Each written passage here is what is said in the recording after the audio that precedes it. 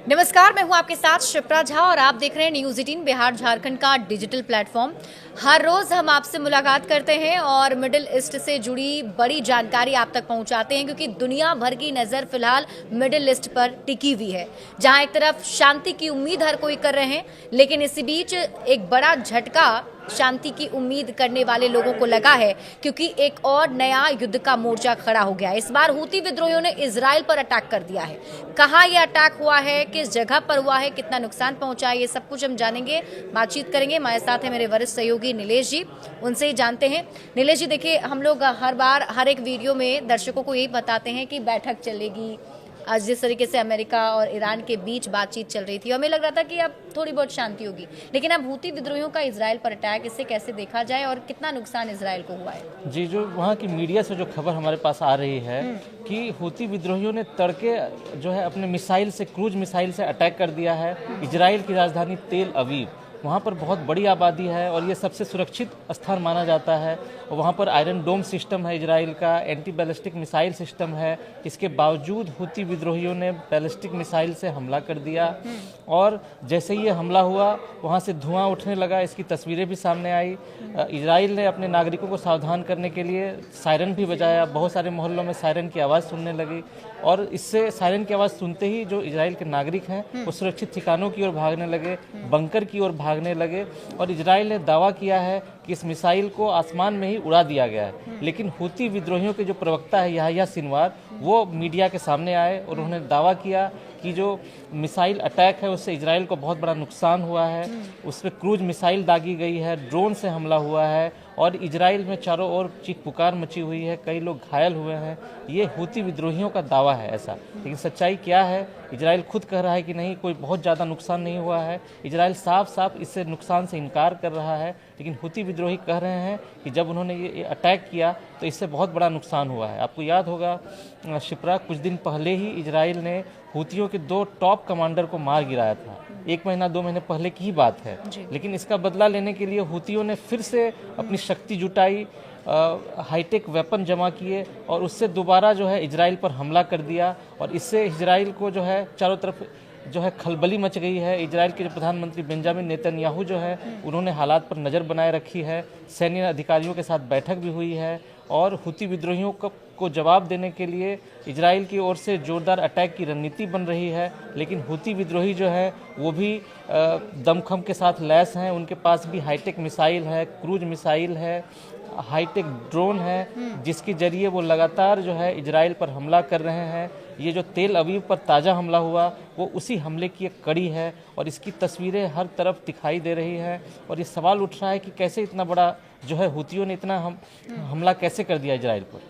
बिल्कुल, देखिए, दर्शकों को बता दें कि जो हूती विद्रोही हैं वो खासतौर पर उनका जो इम्पैक्ट है वो रेड सी पर देखने को मिलता है और वो उनका वहाँ पर इस तरीके से उन्होंने कैप्चर कर रखा है कि जो अमेरिका, आई थिंक अमेरिका के जो शिप्स आते हैं उससे भी जाने नहीं देता है। और यही वजह है कि हूती विद्रोही अमेरिका के भी निशाने पर है। तो फिलहाल अगर हम रेड सी की बात करें तो वहाँ कैसे हालात बने हुए हैं? जी, जो स्वेज नहर है और जो रेड सी है वो सबसे नज़दीकी रास्ता है यहाँ से एशिया से आने जाने के लिए, और ये इससे खर्च भी कम पड़ता है, छोटा रास्ता है। लेकिन जब से गाजा पर इजराइल ने अटैक किया है उसका बदला लेने के लिए ये हूती विद्रोही सामने आए हैं और उन्होंने लाल सागर पर कब्जा कर रखा है। ऐसा कहा जा रहा है कि पिछले 1 साल के दौरान हूती विद्रोहियों ने लाल सागर से गुजरने वाले 100 से ज़्यादा शिप्स पर निशाना साधा है। इसमें अमेरिका के बहुत सारे शिप हैं, इजराइल के बहुत सारे शिप हैं। इस शिप से अमेरिका के बहुत सारे सामान जा रहे थे, इजराइल के सामान जा रहे थे। लेकिन जब से हूती विद्रोहियों ने वहाँ कब्जा किया है, कितने सारे शिप्स को हूती विद्रोहियों ने डुबो दिया है और उस शिप्स पर सवार जो भी कर्मचारी थे उनकी हत्या कर दी है। इसकी तस्वीरें भी सामने आई हैं। यही वजह है कि अमेरिका के शिप अब वहाँ से नहीं गुजर पा रहे हैं। अमेरिका ने रास्ता बदल दिया है। तो जब लाल सागर का रास्ता बंद हो गया तो उन शिप्स को लंबे रास्ते से गुजरना पड़ रहा है, अफ्रीका के रास्ते से जाना पड़ रहा है। इसकी वजह से क्या हो रहा है कि खर्च बढ़ गया है, जो है उसका कॉस्ट बढ़ गया है और फिर वो भी असुरक्षित हो गया है कि इतना लंबा सफ़र करने की वजह से समय ज़्यादा लग रहे हैं। लेकिन हूती विद्रोहियों ने इस कदर कब्जा कर लिया है कि कोई भी शिप का उस रास्ते से गुजरना मुश्किल हो गया है। वो लगातार मारकाट मचा रहे हैं। इसकी तस्वीरें, बहुत खौफनाक तस्वीरें सामने आई हैं कि कैसे जो हूती विद्रोही है वो शिप पर हमला कर रहे हैं, उनको डुबो दे रहे हैं बीचों बीच, लाल सागर के बीचों बीच, और पूरा लाल सागर हूती विद्रोहियों के हमले से आतंकित है। वहाँ से कोई शिप गुजरना नहीं चाह रहा, कोई भी अमेरिकी झंडे का वाला शिप उस रास्ते से नहीं गुजर रहा है। और इससे ट्रंप ने, जब से वो प्रधानमंत्री, ये राष्ट्रपति बने हैं, अमेरिका के राष्ट्रपति बने हैं, उन्होंने हूती विद्रोहियों को कड़ी चेतावनी दी है कि वो जो है बाज आएँ, अपनी हरकतों से बाज आएँ, वरना उन पर हमला किया जाएगा, ताबड़तोड़ हमला किया जाएगा। कुछ दिन पहले ही ट्रंप के आदेश पर अमेरिकी क्रूज मिसाइल्स ने हूती विद्रोहियों के ठिकानों पर हमला भी किया था, और इससे हूती विद्रोहियों को बहुत नुकसान भी हुआ था। कई सारे लोग मारे भी गए थे। हमने देखा भी था कि हूती विद्रोहियों का जहाँ पर नियंत्रण है, एक बंदरगाह पर नियंत्रण है, वहाँ पर कैसे अमेरिका की ओर से अटैक हुआ था, और इसमें बहुत सारे जो है सो कुछ बहुत सारे गाड़ियाँ जल गई थी और हूती विद्रोहियों को नुकसान हुआ था। लेकिन जैसे ही ये अमेरिका की ओर से हमला हुआ, हूती विद्रोही फिर से उठ खड़े हुए, उन्होंने अपनी ताकत इकट्ठा की और इजराइल और अमेरिका पर फिर से अटैक कर दिया। तेल अवीव का जो हमला है वो हूती विद्रोहियों की ताकत को दर्शा रहा है, और कहा जा रहा है कि हूती विद्रोहियों को अंदरूनी तौर पर ईरान से समर्थन मिल रहा है, ईरान से हाईटेक हथियार मिल रहे हैं, और उसी हथियार के दम पर ये विद्रोही अमेरिका को और इजराइल को लगातार निशाना बना रहे हैं। बिल्कुल। अब जिस तरीके से हूती विद्रोहियों ने अटैक किया है इजराइल पर और सीधा हमला किया गया, और देखिए एक बड़ी दुश्मनी कहीं ना कहीं उसने मोल ले ली है। जाहिर सी बात है कि इजराइल भी चुप बैठने वाला नहीं होगा।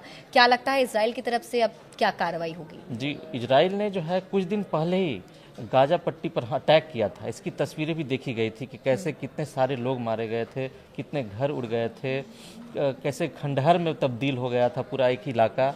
तो और उसमें बहुत सारे लोग घायल हुए थे, बहुत सारे लोग मारे गए थे। इजराइल में जैसे ही ये हमला हुआ, वहाँ के जो प्रधानमंत्री है बेंजामिन नेतन्याहू, उन्होंने ताज़ा हालात की जानकारी ली, अफसर से जानकारी ली कि क्या स्थिति है वहाँ पर। हालांकि इजराइल इस हमले से किसी भी तरह के नुकसान से इनकार करता रहा है, लेकिन जाहिर सी बात है कि हूती विद्रोही ने जैसे ये हिम्मत दिखाई इजराइल पर हमला करने की, बेंजामिन नेतन्याहू भी जवाबी हमले की तैयारी कर रहे हैं।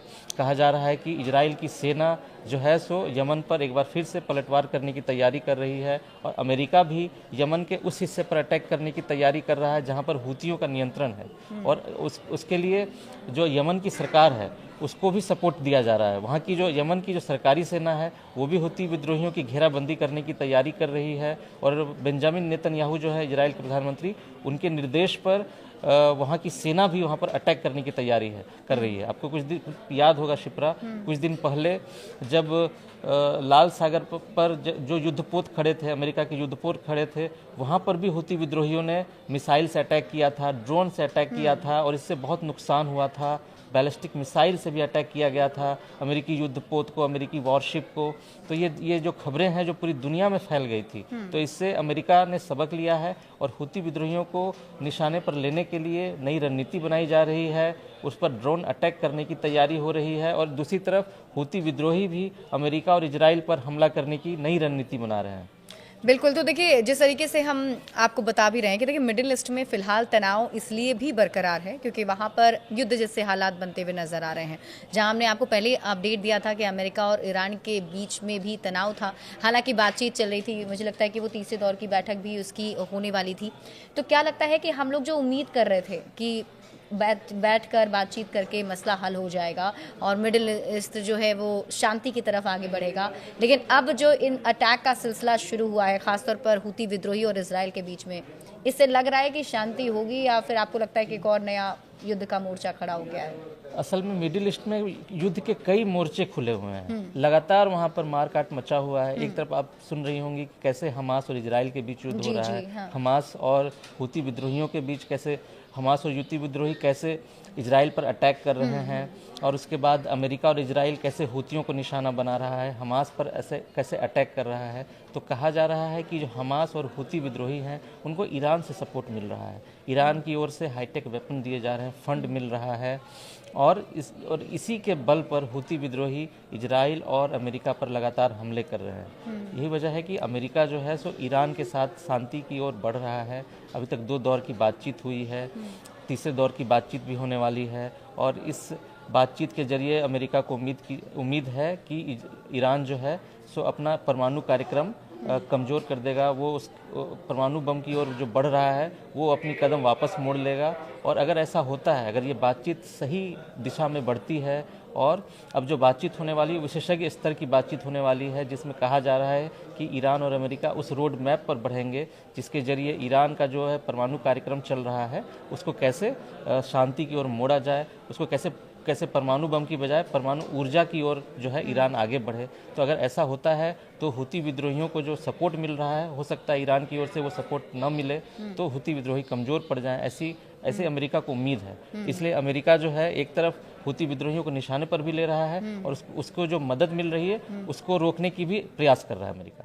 बिल्कुल, तो देखिए अब इंतज़ार यही किया जाएगा कि किस तरीके से एक्शन अब आगे लिया जाता है, क्योंकि देखिए अब हुती विद्रोहियों ने जब इजराइल पर अटैक किया है तो जाहिर सी बात है कि इजराइल भी चुप बैठने वाला नहीं है।